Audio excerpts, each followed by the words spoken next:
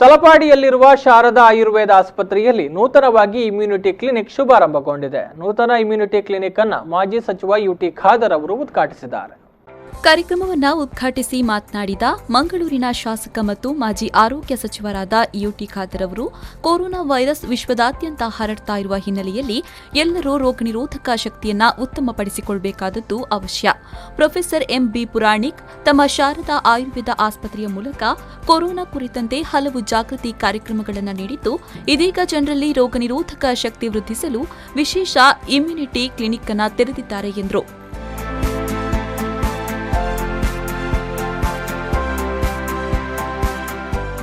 Immunity ಕ್ಲಿನಿಕ್ನ ಬಗ್ಗೆ ಪ್ರಸ್ತಾವನೆ ನೀಡಿ ಕಾರ್ಯಕ್ರಮ ನಿರ್ವಹಿಸಿದ ಪ್ರೊಫೆಸರ್ ಸಂದೀಪ್ ಬೇಕಲ್, ಭಾರತೀಯ ವೈದ್ಯ ಪದ್ಧತಿಯಾದ ಆಯುರ್ವೇದದಲ್ಲಿ ವ್ಯಾಧಿ ಕ್ಷಮತ್ವಕ್ಕೆ ಬಹಳ ಒತ್ತು ನೀಡಲಾಗಿದೆ.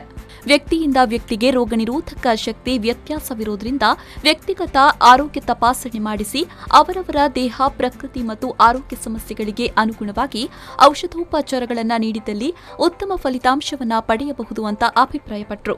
ಕಾರ್ಯಕ್ರಮದ ಅಧ್ಯಕ್ಷತೆ ವಹಿಸಿದ ಶಾರದಾ ಸಮೂಹ ಸಂಸ್ಥೆಗಳ ಅಧ್ಯಕ್ಷರಾದ ಪ್ರೊಫೆಸರ್ ಎಂಬಿ ಪುರಾಣಿಕ್ ಮಾತನಾಡಿ, ಭಾರತೀಯರ ಆರೋಗ್ಯದ ಗುಟ್ಟು ಯೋಗ ಮತ್ತು ಆಯುರ್ವೇದ. ಮಾರುಕಟ್ಟೆಯಲ್ಲಿ ದೊರೆಯುವ ರೆಡಿಮೇಡ್ ಇಮ್ಯುನಿಟಿ ಬೂಸ್ಟರ್ಗಳಿಗಿಂತ ವೈದ್ಯರ ಸಲಹೆಯಂತೆ ವ್ಯಕ್ತಿಗತ ಔಷಧೋಪಚಾರ ಪಡೆದಲ್ಲಿ ಉತ್ತಮ ಆರೋಗ್ಯವನ್ನ ಹೊಂದಬಹುದು. ಸಾರ್ವಜನಿಕರಿಗೆ ಇದರ ಸಂಪೂರ್ಣ ಸೌಲಭ್ಯ ದೊರಕಿಸುವ ನಿಟ್ಟಿನಿಂದ ಇಮ್ಯುನಿಟಿ ಕ್ಲಿನಿಕ್ ಅನ್ನು ತೆರೆದಿದ್ದು, ಆರೋಗ್ಯವಂತರು ಅಥವಾ ಅನಾರೋಗ್ಯ ಇರುವವರು ಕೂಡ ಇದರ ಪ್ರಯೋಜನ ಪಡೆಯಬೇಕಾಗಿ ವಿನಂತಿಸುತ್ತೇನೆ ಎಂದರು. ಇನ್ನು ಆಯುರ್ವೇದ ಮೆಡಿಕಲ್ ಕಾಲೇಜು ಮತ್ತು ಆಸ್ಪತ್ರೆಯ ಪ್ರಾಂಶುಪಾಲರಾದ ಪ್ರೊಫೆಸರ್ ಡಾಕ್ಟರ್ ರವಿಗಣೇಶ್ ಮುಗ್ರಾ, ಇಮ್ಯುನಿಟಿ ಕ್ಲಿನಿಕ್ನ ವೈದ್ಯಾಧಿಕಾರಿ ಡಾಕ್ಟರ್ ಅನುಷಾ ಪೂಜಾರಿ, ಶಾರದಾ ಸಮೂಹ ಸಂಸ್ಥೆಗಳ ನಿರ್ದೇಶಕರಾದ ಸಮೀರ್ ಪುರಾಣಿಕ್, ಆಡಳಿತಾಧಿಕಾರಿ ವಿವೇಕ್ ತಂತ್ರಿ, ಯೋಗ ಮತ್ತು ಪ್ರಕೃತಿ ಚಿಕಿತ್ಸಾ ಕಾಲೇಜು ಮತ್ತು ಆಸ್ಪತ್ರೆಯ ಮುಖ್ಯ ಅಧೀಕ್ಷಕ ಪ್ರೊಫೆಸರ್ ಡಾಕ್ಟರ್ ರಾಜೇಶ್ ಪಾದೇಕಲ್ ಮತ್ತಿತರರು ಉಪಸ್ಥಿತರಿದ್ದರು.